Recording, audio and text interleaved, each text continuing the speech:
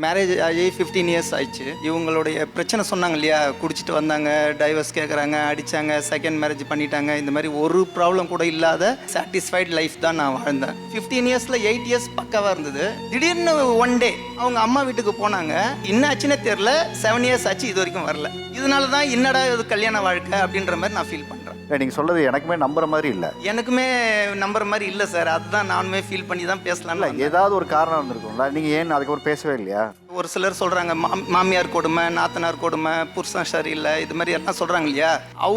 அவங்க வாயாலே சொன்ன ஸ்டேட்மெண்ட் என்னன்னா, எங்கள் அம்மாவை அவங்க அம்மாவை விட பிடிக்குன்ற மாதிரி சொல்லுவாங்க. இல்லை அதெல்லாம் விட்டுருங்க சார், நான் அந்த ஸ்டேட்மெண்ட்டுக்குள்ளேயே வரல.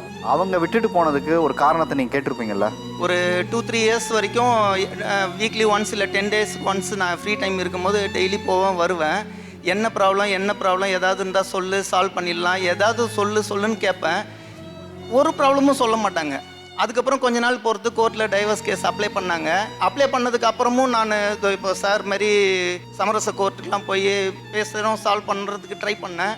ஒரு இதுக்கு கூட அவங்க ப்ராப்ளம் அதில் ரீசன் சொல்லியிருப்பாங்களே. ஒரு ரீசனுமே சொல்ல. இப்போ கூட என்னுடைய கோர்ட் கேஸை ஸ்டடி பண்ணீங்கன்னா ரீசன்லாம் எப்படி கொடுப்பாங்க? இல்லைனா உங்களுக்கு திரும்ப அதுதான் இப்போ இவங்க 2 பேரும் வந்த உடனே அதை பற்றி பேசலான்னு தான் இப்போ வாழ்க்கையில மைக் வாங்கி நான் பேசுறதுக்கு ட்ரை பண்ணேன்.